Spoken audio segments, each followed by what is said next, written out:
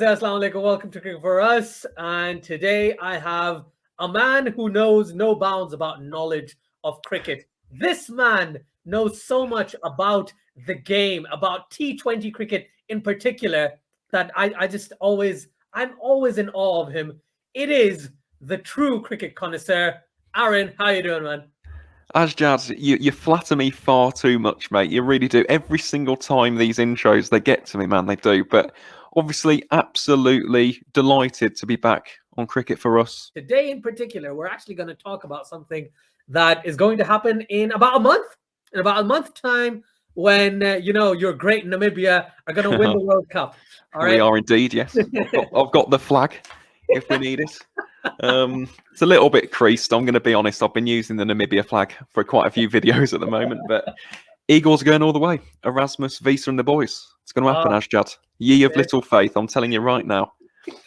It'll be a lot of fun. It'll be a lot of fun if it actually happens, honestly. Let's get down to it. So basically, today's discussion is in particular about the top 8 teams that are already qualified for the T20 World Cup. But let's start with India, because I brought India up. Who, in your particular opinion, is going to be the player to watch out for from an Indian perspective? You've just mentioned him, Asjad. Virat Kohli. I'm going to be honest. I would have said this anyway, but as you mentioned there is extra motivation for Virat Kohli to perform well in this year's tournament, because after the 2021 T20 World Cup, he's relinquishing the captaincy.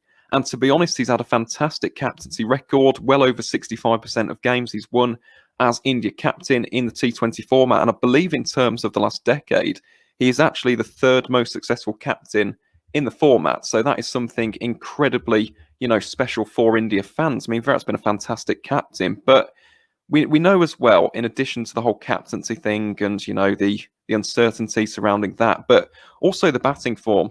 There's been a lot of talk about the centuries, the lack of runs in England, for example, and of course in the tour earlier in the year. I just feel as though this T20 World Cup has got all of the makings of a real special tournament for Virat Kohli. And he might not be in the greatest of forms in other formats. For example, of course, he's got the captaincy weighing heavy on his shoulders as well. But if there is one tournament, a last dance, one last hurrah for Virat Kohli as India's captain, it is this tournament in the United Arab Emirates after the IPL, fingers crossed, after an RCB victory, of course, in this year's IPL. But this just has all the makings of a very, very special tournament for Virat Kohli. Now, if we talk about another country who, seems to be one of the favorites for a lot of people, is actually Afghanistan. And I think, surprise, they are actually really good in the UAE. They are fantastic. Not just because they have great spinners, but the fact that the hitters and the batsmen they have are just outstanding. There's a few names I just want to mention before I ask you your players to watch out for. You got Hazratullah Zazai, you've got Ramanullah Gurbaz, you've got Muhammad Shahzad, and now the bowlers, you have Rashid Khan, you have an all-rounder in Muhammad Nabi. You could call Rashid Khan an all-rounder as well, right? You've got Mujibur Rahman. That's 6 players. To be honest, if this was 2 years ago, I wouldn't know 6 players in Afghanistan cricket. These 6 are one of the best T20 players, at least in the subcontinent, that I can think of at the moment, because they're just so talented and they perform consistently. Doesn't matter if they're playing wherever around the world. I want to remind people that even in the PSL against Pakistan's really good bowlers, they were smashing them all over the place, right? Muhammad Nabi in the BBL was far superior to Imad Wasim in the BBL. If I want to make a comparison, because to me, Imad Wasim was very good as a T20 player. But in this instance, in this BBL last year, it was definitely a huge disparity between the performances that Nabi was giving compared to Imad Wasim. Now, I know that's off on a tangent, but let me ask you straight up. Who's the player to watch out for Afghanistan in this T20 World Cup? Oh, it's an interesting question, that Asjad. And of course, you've already mentioned 2 names. I'll give them an honourable mention in Hazratullah Zazai and Ramanullah Gurbaz, 2 of the most exciting talents in world T20 cricket, to be honest, at the top of the order. Hazratullah Zazai in particular, I mean, the guy scored 162 not out against Ireland in Dehradun a few years ago. This guy has got an incredibly high ceiling, as has Ramanullah. And the fact is, those two at the top of the order are going to be one of the most explosive, destructive, free-flowing and enterprising opening pairings in this year's tournament. So definitely keep an eye out for those two in the 2021 T20 World Cup. But when it comes to Afghanistan and we talk about players to watch, there's only really one you can mention. The golden boy, it is, of course, Rashid Khan. He's been in fantastic form across multiple franchise leagues, not just this year, but for years, ever since he first burst onto the scene, to be honest. Rashid Khan is one of the, if not the most dangerous spinners on the planet right now. I know some people would say Tabraiz Shamsi in there, but for me personally, I'd go with Rashid Khan, because the key thing with Rashid is multiple years of dominance. And again, this shows that people are not only not able to pick him, but it's also the speed at which he bowls at. It's so deceptive. It's not like your traditional leg spinner. Okay, he's a lot quicker through the air. I mean, it's something which India have actually spoken about with Rahul Chahar, for example, in this year's tournament. But Rashid Khan is an absolute master of deception at a more pronounced speed, a better accelerated speed. So Rashid Khan, without a shadow of a doubt, definitely Afghanistan's talisman, the one to watch out for. And of course, his power hitting has come along leaps and bounds in the past couple of years. Got Sussex through to finals day, actually, in this year's T20 Blast with some incredible hitting against Yorkshire up at the Riverside with the camel bats, the one without a middle, but two little, little mini middles at the top and bottom of the blade. But yeah, Rashid Khan, without a shadow of a doubt, Asjad, definitely an Afghanistan's player to watch out for in this year's tournament. Yeah, Rashid Khan's a beast. I keep mentioning this. For me, personally, I think in T20s, he's amazing. In the longer formats, he's developing into probably a very good player eventually. But right now, for me, I wouldn't put him in the same category as maybe Tabraiz Shamsi or, any other spinners. But in T20s, 100%. Not just with the ball, as you mentioned, smashes sixes like crazy. Exactly. That's one of the few innings recently that I've seen of Rashid Khan where I was like, he's gonna get a 50. He's gonna get 50 in under 15 balls anytime soon, because the way he's smashing the ball, it looks like he's almost unstoppable. Right. Okay. So if we talk about England now, because you mentioned Rashid Khan as your Afghanistan pick, let me ask you, who's your pick for England? This is a really, really hard question. And again, I'm going to say an honourable mention first of all, and that is, of course, Tamal Mills. What a story his is heading into this year's T20 World Cup. He's battled so many injuries. Of course, for those who know him from the IPL, he used to play for RCB.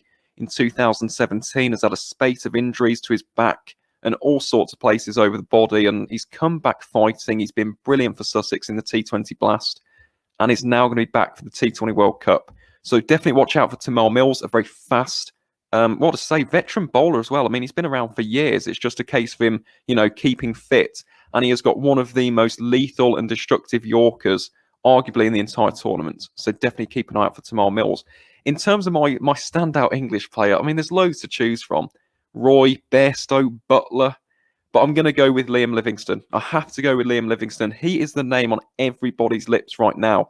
He's been absolutely sensational in 2021. So destructive in the hundreds, so destructive for Lancashire, so destructive for England as well. We all know that six they hit up at Headingley against your team, Pakistan, Asjad. Liam Livingstone is in insatiable form at the moment. He really is. He's been absolutely unstoppable. If he can take this form to the UAE and be that real dependable, reliable middle-order finisher for England, you've got to put them up there as one of the favourites for the tournament, because they can easily be getting 200 or 220-plus run totals. So Liam Livingstone, the man born in Cumbria, perfected in Lancashire, I'll go Liam Livingstone. I think he's going to have an absolutely fantastic tournament for the Three Lions and the Crown. Yeah, Liam Livingstone. I think that's a choice for a lot of people this year. And just imagine, less than a year ago, apart from, in the UK, no one was actually paying any attention to Liam Livingstone, which is shocking because he's been doing a pretty decent job for years, a number of years. But outside of the UK, people are like, yeah, they've got Stokes, they've got Butler, they've got Bairstow. No one would ever even consider Livingstone. And the way he's just shot up on everyone's list it's amazing. Now, you talk about, middle order finishers. I want to talk about a team that just seems like they have finishers for days, called West Indies. Now, with West Indies, there's a new choice that has come up called Roston Chase, who's had a fantastic CPL. All right. So I don't want to, guide you in a certain direction, but Roston Chase. No, but honestly, who is the player to watch out for from the West Indies for you? He's up there, Asjad. I'm going to be honest. He's definitely up there. He's not one of the quote-unquote big names, the Gales, the Bravos, the Pollards, the Purans, but as you said, I mean, from absolutely nowhere, I'd say since 2020, Roston Chase has almost become a T20 specialist, which I never thought I'd actually say, but he's a very, very reliable middle-order batsman. As you mentioned, can finish off an innings. And another really impressive thing, he's been so shrewd and economical with his off-spin in the CPL. And of course, for those who've watched the CPL, there has been a bit of grip and purchase. It's not exactly the same as the UAE, okay, with tired, slower pitches. But the fact is, he could be a real asset for the West Indies in this year's tournament. Same with Fabian Allen, with his left arm off spin. Again, another one who can finish. And he's one of the best fielders on the entire planet. He takes ridiculous catches like they're nothing. So they are definitely two honourable mentions for me personally in this year's tournament. Going off of CPL form, though, my actual choice has to be Evan Lewis. Evan Lewis has had an absolutely scintillating 2021. Brilliant in the CPL, got a century the other day, guided his team to victory in the final. And Evan Lewis, this is vital now, has also got an IPL deal with the Rajasthan Royals, which has been a long time coming. Played for Mumbai in 2019, has got a little bit of experience on subcontinental wickets. But I think that, for me, that is what distinguishes him from other batsmen. It's the fact that he's got an IPL deal, just one of 12 West Indian players to appear in the tournament. It's ideal preparation for a guy who is in scintillating form. So for me, Evan Lewis, if he can get going at the top of the order, give the West Indies a quick fire 50, 60, 80 plus run score, the men in maroon are in the money because they've got an excellent bowling unit. They've got some great all-rounders and some excellent top order batsmen as well. I mean, they've got the entire package. That is why the West Indies are one of the favourites on paper. Yeah. And if Evan Lewis can come to the show, provide some quick fire sixes, some fours, get the West Indies off to a good start, yeah, the men in maroon will fancy their chances for the title this season. That'll be a trifecta of West Indies T20 World Cup titles for sure. Mm-hmm. One thing I want to add with regards to what you just said, Evan Lewis, this guy smashes the ball so hard. And considering they have Lendl Simmons, they have Andre Fletcher, they've got Chris Gale, they've got Pooran, they've got Hetmeyer, they've got Chase, they've got Pollard, they've got Russell, right? They've got an amazing team. So picking out of that list and picking someone like Evan Lewis, great shout, definitely. If we talk about now in particular a team that I am not very impressed by at the moment is New Zealand, right? So let's talk about New Zealand. In terms of, their T20 side, they're pretty good. They're a pretty good T20 unit, but they haven't come to the forefront in T20s as much as they have in the other formats as of late. Now, not West Indies. Now, New Zealand, what do you think? Who will be their main player of this T20 World Cup? Well, I think the obvious choice is Kane Williamson. Of course, again, someone with a lot of subcontinental experience. I think back to last year's IPL Eliminator, basically single-handedly beat RCB in Abu Dhabi. So obviously, I still remember that innings from Kane Williamson. And he's just so ice cool, so composed, so assured. And he really is such an elegant and stylish batsman. So Kane Williamson, absolutely, he would be my choice. But in terms of another person to watch out for, Kyle Jamieson. We've spoken already about the likes of Liam Livingstone and Evan Lewis. Kyle Jamieson, again, has had a fantastic 2021 for RCB in the IPL, of course, for the Black Caps, for Auckland, in New Zealand itself. Kyle Jamieson really is one of the informed players heading into this year's World Cup. And again, he has an IPL deal. So he's going to be bowling on these wickets. He was fantastic in Mumbai and Chennai. So hopefully, fingers crossed, as an RCB fan, he can obviously replicate that form in Abu Dhabi, Sharjah and Dubai. But I just think for Kyle Jamieson, who is such a three-dimensional cricketer, has also really worked on his finishing abilities as well. His handy middle to lower order runs, I suppose, as well as his strike bowling capabilities, will be absolutely pivotal for New Zealand's success. So I'll go with Kane as my, the star, the big shout, the talisman. But watch out for Kyle Jamieson. I fancy he will have a good World Cup. We talk about Australia, though. Australia has a slightly tougher decision to make because they haven't picked a person who has done really well in the BBL, who's done really well in the T20 Blast as well, right? You know exactly what I'm talking about, right? I do. He's not been selected but he's basically being used as an all-rounder and doing well on all facets. So first off, Labuschagne, Marnus Labuschagne. Where is he? Why isn't he in the squad? And number two, who's your pick for the player to watch out for? Well, it's an interesting one with Marnus because, again, we know what he's capable of. He is in fantastic form in the longer formats, but I suppose it is just that lack of T20 experience compared to other players in that Australia squad. Don't get me wrong, I'd love to see Marnus in the T20 World Cup. We might see him next year. Give him another season with the Brisbane Heat, for example. We could see Marnus, but I suppose just this year for Australia, they had more experienced options. So as much as I'm disappointed, I'm gutted that we won't see Marnus taken on England. I think we'll see Marnus at some point in the future. So fingers crossed that we do get to see a bit of Marnus magic in 2022 down under. But in terms of my choice for Australia, this is a really, really difficult one. I would love to say Josh Inglis was the leading run scorer in this year's T20 Blast for Leicestershire, scored 118 not outs against Worcestershire to send my county of Warwickshire through to the quarterfinals in the tournament. But I think there's only one person I can really go with in this particular team, and it is, of course, the big show, Glenn Maxwell. He's been in absolutely fantastic form for RCB in the IPL. Again, we'll be having that experience on the eve of the tournament. And I tell you what, if Glenn Maxwell gets going, as he has done for Australia in ODI and T20I cricket in this year's World Cup, again, they're a team capable of these massive, massive totals. And we talk about three-dimensional cricketers. I think of the likes of Ben Stokes, Ravindra Jadeja, for example, Fabian Allen, who I mentioned earlier. Glenn Maxwell really does fit that mould. He's an energetic fielder. He can really inject some passion, some enthusiasm into the rest of the team. He's a handy off-swing bowler. And of course, we all know what Glenn Maxwell's capable of with a bat, with the beast as well. He's got the Kookaburra Beast, which is such a good bat. So I'll go Glenn Maxwell. If the big show turns up, I don't think Australia are necessarily, favourites for this year's World Cup, but have some Maxwell magic and who knows, anything's possible. Definitely anything is possible considering those circumstances. And speaking of anything is possible, Pakistan! Let's talk about Pakistan.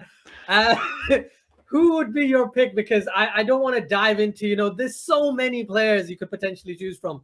For me personally, I think I mentioned this on multiple occasions. For me, Mohammad Rizwan is a huge deal for Pakistan in this T20 World Cup, and also the fact that Shaheen Afridi is going to be leading the pack with someone like Hassan Ali. Like the dynamics with the top three, top four, and the lower order of Pakistan, that kind of works well. For me, as I've said multiple occasions, is that middle order that's the issue. So let's not pick players like Khushal Shah or Asif Ali for your picks, please, Aaron. But honestly, who would you pick as your player for Pakistan in this T20 World Cup? Well, it's a really, really tough choice. I'm going to be honest, Asjad, because as you mentioned, there's so many you can choose from. And you mentioned four names there: Hassan Ali, Shaheen Shah Afridi, Babar Azam, and of course, as well, you got Fakhar Zaman in there as well in this year's World Cup. You got Rizwan in there. You've got Haris Rauf as well, my boy, Wreck-It Ralph. So who knows? Who knows who will actually be the talisman, I suppose, for Pakistan? But for me personally, you can't say Pakistan and not say Babar Azam. Again, I mentioned this with Kane Williamson: style, poise, precision, elegance. He really is a master of the craft of T20 batting. And again, I mean, he is the star. He is the man that this Pakistan team rely on to get their runs at the top of the order. If he can fire alongside Rizwan, okay, again, Pakistan can win games. It's as simple as that. I mean, it's such a competitive tournament when you've got multiple teams that you can say this about. But Babar Azam really is one of the best batsmen on the planet to watch right now. He really is. I've never watched Babar Azam and got bored of watching him bat. I could watch him bat for days, let alone in a T20 match. I mean, you just condense it there and, it's even more special. So for me, Babar Azam 100%. I do feel the likes of Shadab Khan as well, Imad Wasim, will be pretty big in this year's World Cup. Of course, you've got the likes of Rauf, Ali, Afridi, that seam trio. But I just fancy Babar to have a good tournament. I really do. And in that group, I mean, aren't we blessed and privileged to see a real clash of the titans between Virat Kohli and Babar Azam? You can't really ask for much more, can you? That's 24th of October. I've marked it on my calendar. I've marked it everywhere. It's definitely one of the games that I'm going to do like a very, very long stream. I'm probably going to start as early as possible at like 8 a.m. UK time, and then just hang around until the match genuinely starts. But yeah, definitely that is going to be a clash to remember. And finally, let's not forget the team that just smashed Sri Lanka in the T20Is with players who are very, very good, especially QDK, especially Aiden Markram, who's become this like revelation in T20s. I can't believe people thought he was just a red ball player, but definitely what brilliant batting from the South African end. Let's talk about South Africa. I do love the Proteas, of course. I have my Proteas shirt upstairs for those who haven't seen that before. But going back onto topic, Asjad, in terms of the talisman for the Proteas, I'm going to go to Brace Shamsi. I know you've got Quinton de Kock. I know you've got Timber Bavuma as captain. You've got the likes of Killer Miller, David Miller in there as well, Rassie. You've got Aidan Markham as well. You've got Rabada Nokia. They do have quite a decent team on paper. It's just the depth, which I think does leave some wanting for South Africa in comparison to other teams. But Brace Shamsi is the #1 ranked T20I bowler on the planet right now. He's an absolute magician, quite literally. It's one of his celebrations. He gets the magic wand out. So for me personally, Brace Shamsi, again, has an IPL deal, will have experience on these wickets playing for the Rajasthan Royals, hopefully. And again, he's just had a fantastic 2021. People are not picking Brace Shamsi. And again, he has improved his speeds a bit. I have noticed this because I used to watch Brace in 2016 for RCB, and he was a little bit more slower. He used to use a lot more flight, a little bit like Yuzvendra Chahal, actually, in the IPL. Nowadays, he's gone a little bit more flat, which is interesting to see, and it is working. And we go back to that conversation about the likes of Rashid Khan, Wanindu Hasaranga, and of course, Rahul Chahar. So maybe that has actually worked for Brace Shamsi. But for me, he's got one of the most deadly leg breaks in the entirety of world cricket right now. We saw that in Pakistan with a ball which turned 7.1 degrees. So for me, Brace Shamsi, if he gets it revving and he can get some wickets, some early wickets for the Proteas, you pair him with the likes of Rabada and Nokia, for example, the Proteas could spring some shocks. I don't think they're going to make it through in their group. I'm going to be honest, as much as that pains me to say, as a Proteas advocate. But yeah, I do fancy Brace Shamsi to have a good tournament for the men in green and gold. Yeah, man. Brace Shamsi, as you said, correctly pointed out, he's the #1 T20I bowler, and he's finally been given an opportunity in the IPL as well. And it's great. It's great to see that he'll get that experience and hopefully pass that across for South Africa. Thank you for all your choices. Just one more question for you, my friend. I'm not going to ask you to predict the World Cup. I know, but I know what's coming, and it's equally as difficult. Top four for this T20 World Cup. Who are the 4 teams that make it to the semis? Oh, it's such a hard question. It's such a hard question. And there's so many reasons for each of the teams as well. Namibia? No. I honestly, sincerely hope that somehow the Eagles do make it through. Maybe to Group B. But in terms of who I'm going to go with, Asjad, top 4, I'll go England, the West Indies and India. I think they are definitely my 3. So that just leaves me with 1 from Group B. And it's between Pakistan and New Zealand. And if Pakistan really come to the forefront, if we see the best of Pakistan, they'll make it through because they're an outstanding T20I outfit. But then again, New Zealand are the more consistent choice. I will go out of the hopes that we can see them at their best. I will go Pakistan. But as I said, with that one, it's very much a Pakistan/New Zealand. That is a massive, massive game because I think that will be the last of the top 4, to be honest, in terms of the semi-final spots. So I'll go England, West Indies, India, Pakistan/New Zealand in brackets /Afghanistan. Who knows? I mean, any of them could go through, to be honest. But yeah, I do think that'd be quite interesting to see. Yeah, 100%. The Afghanistan thing, I'm telling you, Afghanistan are going to cause an upset to certain teams, which I'm afraid are Pakistan, and I really don't want that to happen. But definitely, I think it's that 4th spot is what everyone has kind of issues with. Like top 3, 8 times out of 10, people are like, yeah, India, West Indies, England, they make it, and then they have to decide between the rest. And yeah, man, it's going to be a very, very good tournament. Definitely, it's in the UAE. Well, we would have a preview of the types of pitches you might get during the IPL. That would be really interesting. Yeah, thank you very much, Aaron. Thank you so much for your time.